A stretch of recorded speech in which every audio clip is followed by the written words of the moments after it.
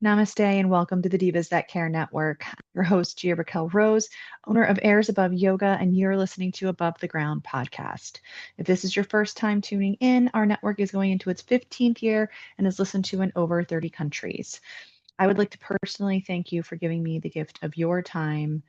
As always, it is my honor to hold space with you. And we've been focusing a lot on inwards, right? Turning inwards, redirecting energy inwards, kind of that last stretch of winter mentality when you're just trying to get through. And the day that I'm recording this is actually daylight savings time, so I feel like that little bright shining light is popping through the clouds. And so I'd like to take the next sequence to add a little more whimsy, add a little more fun, and just kind of have a little more play when we talk about our yoga and our wellness practices and our self-care practices. And so, to that end, what I thought might be fun is to talk about yoga as, and I will be one of the first instructors to ever say that it shouldn't be a goal-oriented practice, right? It should be a practice-oriented practice. But also, as a kind of a recovering type A, I'll call myself, but as someone who is, relatively goal focused, and I'm not saying that there's anything wrong with being that, but yoga as inherent as a practice in and of itself is just that, like that aspect of turning inwards that we've been focusing on, and that connecting union with yourself and your higher power and your higher self, and turning inwards to still the mind and create a state of peace that's always accessible. I feel like that's more in alignment with the true traditional mentality behind what people associate yoga with. But also, there's an element of, working with your body and working towards something. For me, when I first started, it was getting my heels down in downward facing dog. And, as you go through your practice and you ebb and flow through the way that your body changes over time and injury and, lack of exercise or coming back from an injury or over exercising, there our lives are always in flux, and there's the only constant is change, as I know I've said before, and certainly did not coin the phrase. So with that in mind, having this idea of, and I used to teach classes like this where we would have kind of a goal pose for the month, right? So all of the asana that we would kind of focus on would be prep work for these kind of big ticket goal postures, which are usually kind of like the pretty Instagram ones, right? That you see people going into that you're like, wow, like I could never do that. And you can more often than not with a lot of practice and proper guidance and dedication. Yes, I believe that bodies can work into most of the yoga asanas, although I will say that there will always be those body types that can't, based on the actual buildup of the body, right? Um, there are certain restrictions that bodies have, and they are neither good, bad, nor indifferent. You just have to work with them, work around them, and play to your strengths, and also make sure that you're protecting your weaknesses, right? They always say the yoga pose that you avoid the most is the one that you need the most. So with that aspect and that thought process in mind, what I thought would be really fun would be to talk about the bird poses. And the reason is this is going to be, these poses are 9 times out of 10 more of the ridiculous Instagram gorgeous asanas that look beautiful, that can be a little bit tough to navigate, that require a little bit of an extra layer of flexibility and or balance and or both. And I will say with love and kindness that the two postures that I'm not going to touch on today are eagle, because we just talked about that, and I encourage you to go back and practice when we were talking about turning inwards. We talked about eagle as a way to kind of wrap yourself in a big hug and redirect your energy inwards toward yourself. And I still think that eagle is one of my favorite poses, and by all means, Garudasana is the probably not the proper pronunciation. I do my best, but it is the proper terminology for the yoga asana that we commonly refer to as eagle. The other one that I'm not going to, because I have said it, I've talked about it ad nauseum, and I always will, because it's everyone's favorite. It's probably the most accessible bird pose, if you will, quotes, air quotes for those of you who are listening and not watching. is pigeon. Everybody loves pigeon unless you have very tight hips, in which, let me rephrase, everyone has a love-hate relationship with pigeon. A lot of women really, really love it. I'm one of those women. And it can be, it kind of has a tendency or predisposition towards those with more open or wider placed hips, which is why it's the the biomechanics of the pose are more predisposed towards the woman's body type. No gender. I'm not getting into that conversation. This is a matter of physiological adaptation of women's bodies to deliver children, have a tendency to have hip placements which are set a little bit on closer potentially to a 45-degree angle, or a wider angle than men's hips, where we're talking about the femur head of the leg itself into the hip socket, whereas men's, because they don't need to rotate open to birth a child, have more of a straight forward hip joint that precludes them. Literally, this is what we're talking about when we talk about body types and body mechanics and certain postures not being as accessible. For me as a female, leg straight lifting is much more, and my body type, let me rephrase. So these are, again, not blanket statements, but I have wider set hips. My hips rotate outwards. Externally rotated postures are very easy for me because I have wider hips. And because of that, poses like pigeon, warrior two, wide legs, seated forward fold, right? All of these externally rotated postures, very natural for my body. What is not are leg forward and straight. I get compression, and compression is where your body literally just won't go that way due to bone on bone. So it's not about the ligaments, it's not about the muscles, it's about that the bone structure in the body is just not, it's just, that's physics. It's out of the physical and into the literal physics of the body. It's just not going to happen. And you have to be okay with that. There was, I think I've mentioned this in the past, but there was another instructor in my teacher training, and she had the opposite, where her hip bones, when she would come into like a seated position or try to get into bound angle, her knees were never going to hit the floor. They were just never going to open up, and that's because of the structure of her hip. So unless you have an x-ray to refer to, you'll know this by compression is a feeling of a pinch, let's say, where it's just like, it's not going to go. It might have a cramping sensation where your body's just, it's a big signal that says like, we don't move this way. And that's okay. It's different than, let's say, that burning pull of like a deep stretch in a hamstring, like a forward fold, that kind of a sensation. So that's one very, very basic and not nuanced, unnuanced way, whichever the proper English word is, to kind of have a feeling for that in the body.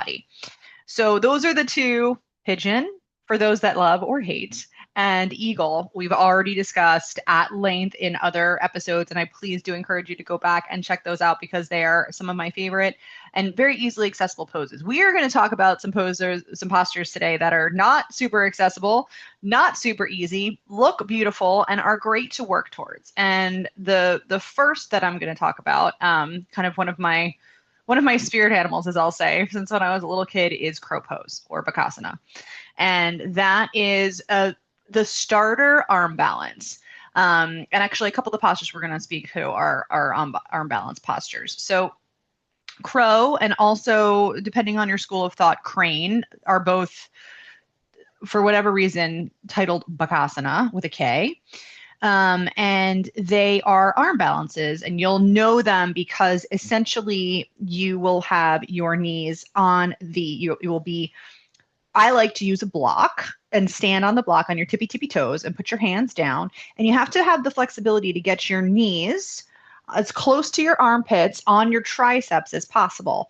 And then it becomes a kind of that playful, enjoyable, try not to fall on your face kind of experimentation of finding your balance and your core strength, and bringing your knees into your chest and kind of locking in like a little ball is so important to this aspect of balance. So it does take that idea of coming inwards into the art of balance. And so arm balance postures, we talked about inversions, and there are a lot of similarities. However, when we talked about inversions, we were really talking about kind of like a headstand, handstand, full upright. These are less about that, and these are more about creating the awareness of the core, the deep core muscles and mechanisms within the, I'll say, lower chakra system, right? Although it obviously incorporates all of your chakras, right? Whenever you practice, do an asana practice. But really with these core strength or core balancing asanas, balance poses are all about your core strength. And there's this idea of um, obviously drawing upward and inward, but this idea of kind of bringing in all of the energy, all of your muscular contractions into the part of the body that you are balancing. And so, what's nice about both crow and crane essentially is just a deeper variation of crow. When you've practiced crow long enough, you can get your knees actually into your armpits as opposed to the back of the tricep. And then you can straighten the arms, and then your knees are in your armpits and you're just balancing on your hands. And so it's just a more advanced position of crow in theory, and many maybe other yoga instructors will take issue with that, but I think that that's a safe description for people that are just opening up to this idea in their practices. So one thing to note about any arm balance is if you have like wrist injuries, carpal tunnel surgery, like we talk about compression, there's going to be a lot of pressure if you're playing with these. And let's say that you want to try to do an arm balance. Crow's probably the first introductory arm balance. People also use crow as a position to train into headstand, forgive me, not handstand, headstand, because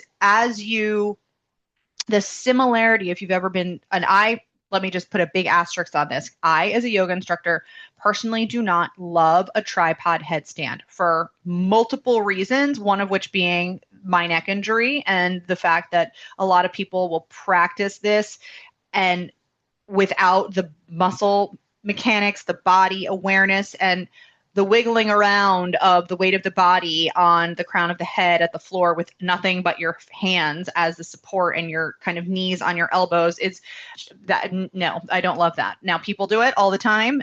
It's a very, very acceptable practice. I'm just saying this yoga instructor with the neck injury says the only handstands that I prefer to practice are interlaced elbows, because the elbow and the forearm are the strongest parts of the body, right?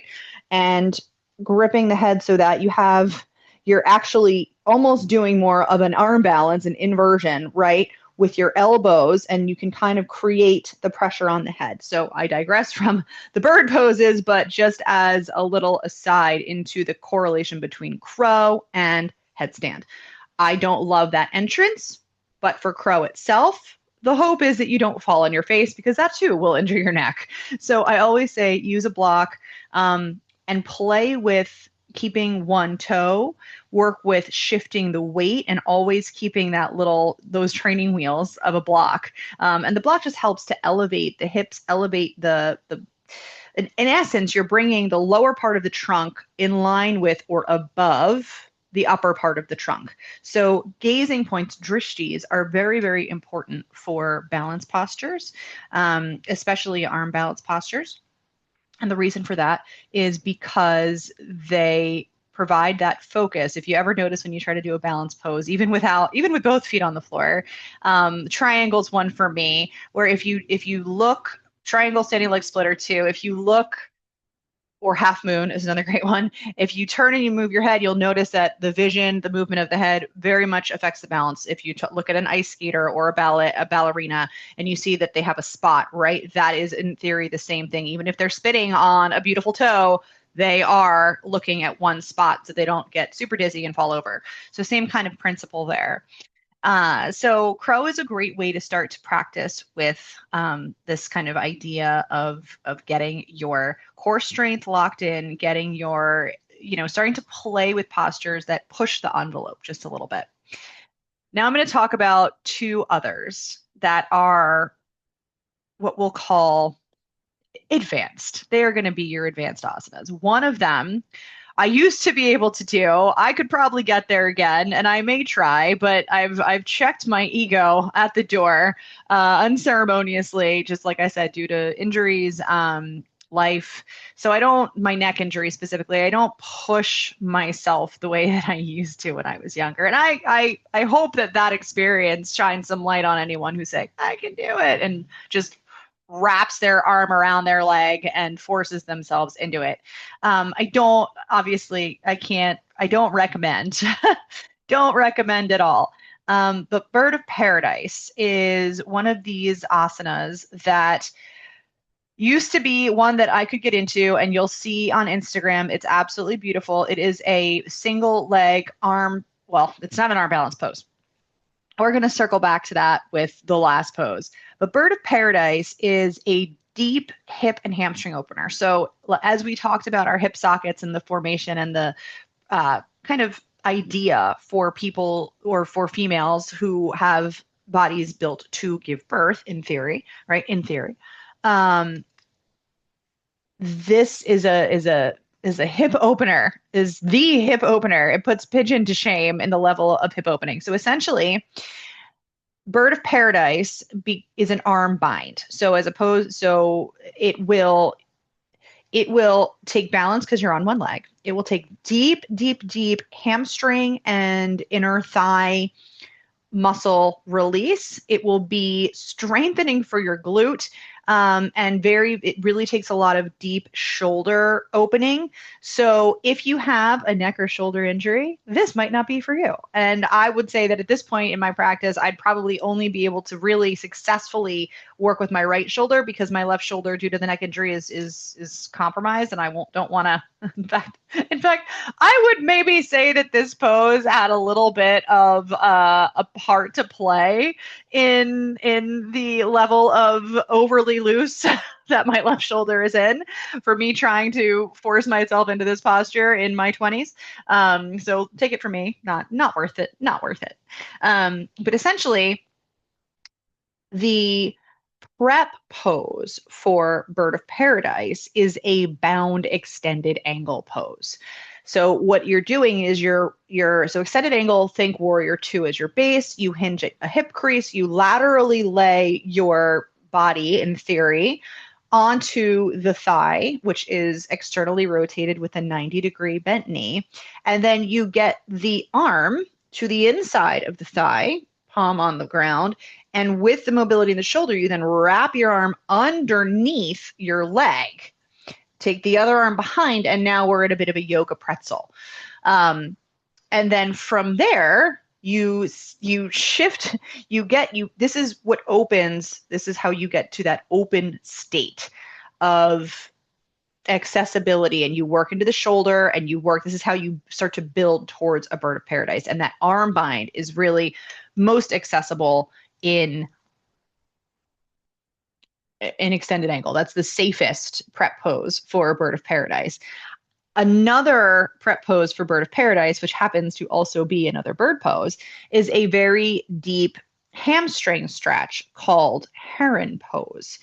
And Heron is generally practiced similarly to Hero. And here's what I will say with a big asterisk for Heron Pose. And essentially, Heron Pose, you're seated, but if you don't know what Hero Pose is, you are seated on your fully compressed knees. Your knees are slightly in, and your feet are slightly wider than your hips. So you're sitting back. A lot of times people have to sit on a block if they have any knee injuries. So this is not a knee injury person pose necessarily, because it really does kind of compress those kneecaps. In this asana, I always recommend a block, and it's a great quad stretch. It's actually great for the knees. It's great for the tops of the feet. It's actually a very highly beneficial pose, Hero. But if you're going to come into Heron, you really have to have a very deep practice in Hero and be able to comfortably hang out there for a decent amount of time, because as you, from that position, take one leg, you're sitting so deeply internally rotated with one leg bent under, the other leg comes straight up, and you hold onto the foot. And so I like to suggest to people who maybe don't have a strong Hero practice or have a knee injury that you can still get the benefit of the hamstring stretch of Heron by coming into a cross-legged seat or a half-bound angle, and then bringing that leg straight up in the air from a seated position, so that you're not putting all of that compression on your knees. That's another way to deepen. And again, Heron Pose in and of itself is an absolutely beautiful asana. There is nothing easy about it, but it will also help as a prep pose for bird of paradise, because again, you're deepening that hamstring, and you can kind of work with the arm bind there as well. Lizard's another great one to deepen into the hip and start to work with that arm bind. So again, as we talk about our goal poses in yoga asana, this is how we break it down. Yoga instructor secret. We take the goal pose and we break it down into all of its different parts to prep and prime your body in a way to start to build towards the strength, flexibility, and kind of almost like a puzzle, piecing it all together in a way that the body is primed in different areas. You take the most structurally significant parts of the body and you work those in different pieces until the puzzle becomes the pose. And in this case, bird of paradise, where you're standing on one leg, you have the opposite leg behind the shoulder. The leg is straight up and out to the side, externally rotated, and then your arm is in front of it in a bind with the other arm behind you, like that. I know, I'm doing a great job sitting on my yoga ball chair explaining that, but I encourage you to look it up. Aside from doing a screen share and showing you, which, maybe we'll do that another time, but I want you guys to kind of take it and run with it. So I'm going to encourage you to look up Bird of Paradise. And like I said, I was able to get into it when I was younger, although it came at a cost of my left shoulder. So I do recommend working into it through these safe alternative poses like Heron, another bird pose, like Lizard, which is another deep hip opener stretch, and like extended angle, which is another more gentle hip opener stretch, but really allows you to start to play with that arm binds. And arm binds are great, but they can lead to shoulder injuries. So you really do have to be very, very careful. As we talk about injuries, we're going to circle back to another kind of goal pose. And this is one that I was working towards. I don't think I would say I ever really nailed it, because it just takes so much. It takes so much body balance. And so the pose is peacock. So the pose is peacock pose. And a couple things to note. First of all, again, wrist injuries, we're going back. We're bringing it full circle back around, coming back to the arm balance. So peacock is an arm balance, but you have to have your hands spiraled 180 degrees pointed back to the body with your elbows. You're balancing on your elbows in your, wherever they fall for you. I happen to have somewhat shorter arms. I have T-Rex arms, actually, which I found out in my yoga class when we were doing hip swings, and I needed blocks and my students did it. And I didn't realize till that point in time that I had my arms are a little short for the rest of me. So maybe that comes into play as to why I wasn't able to ever really nail this pose.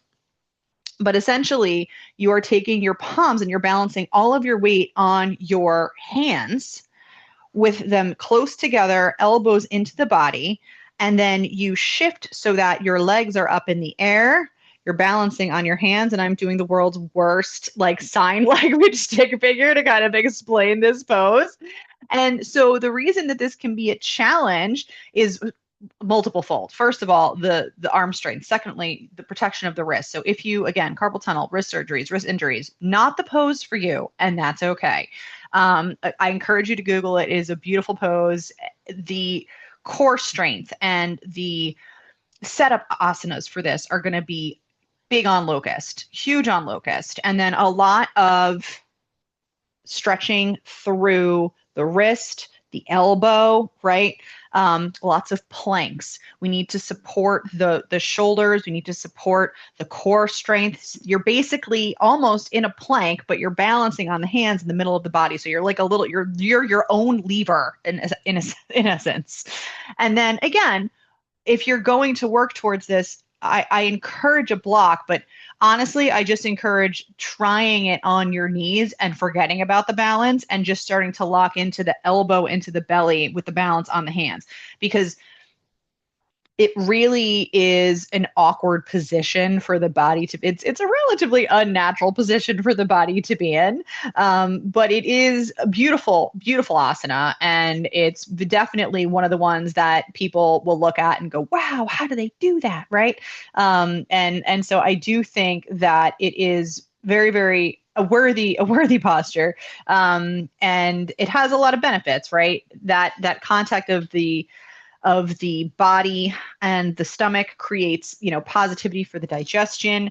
It does build strength, obviously, in the shoulders and the wrists. It's the one thing that I will note is that as you come into this asana, it literally starts to tilt your body forward, right? And the one thing that I want to note for those of us with shoulder injuries, or, and again, we're assuming that your wrists are safe.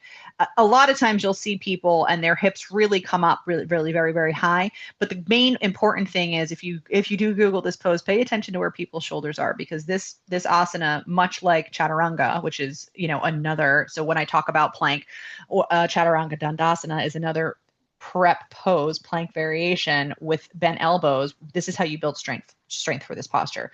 Locust starts to help you engage your legs to support this posture. Chaturanga starts to help you create the strength and the shoulders back and forth, and the lats and the pecs to be able to support the body weight. Again, it's hard for me to give a lot of advice on the wrist strength for this. For yoga, and specifically, any asana that's weight bearing on the hands is going to help with your wrist strength. That being said, wrists can be so delicate. If you have an issue in downward dog with your wrist, I'm going to suggest that you put a pin in this pose. And if you have pain in your wrist, this is not one to mess with. Similarly to bird of paradise, if you have pain in your shoulder, not one to mess with. But notice when you Google, because I know you will, when you go and Google peacock pose, notice where people's shoulders lie, because the most important thing for chaturanga and for a pose like peacock is you never want at life in yoga, you never want your shoulders to dip below your elbows in a weight bearing pose, whether that's chaturanga into in a vinyasa practice, chaturanga into cobra, whether that is, sorry, chaturanga, into upward facing dog, not cobra, forgive me. So cobra is another way to start to build that strength in the shoulders. But that's a longer conversation to get into why it's okay in cobra. But the bottom line is anytime that you have weight, that you're weight bearing, and you dip your shoulders below your elbows, you are transferring the weight into the shoulder heads, and it can pose a problem unless this is a part of your practice that you are very, very adept at. Generally speaking, the rule of thumb is shoulders don't dip below the elbows, or you start to put undue pressure on the shoulders, and that's how you can really create an injury.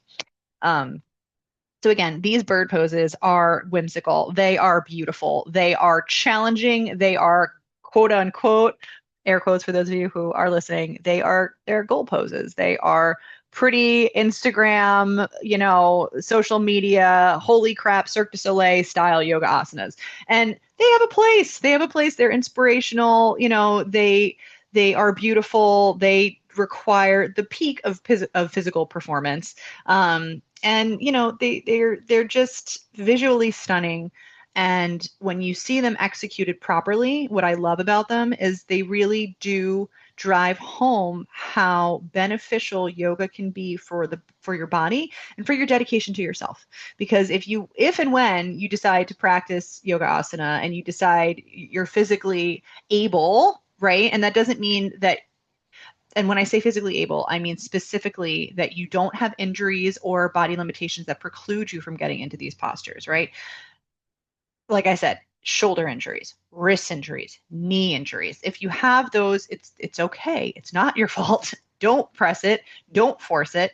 If you don't have these things, or you have some but not the other, and some of these beautiful asanas are within your grasp because you're not going to harm yourself, always, first rule of yoga, first rule of Fight Club, do no harm, ahimsa, do no harm, especially to yourself.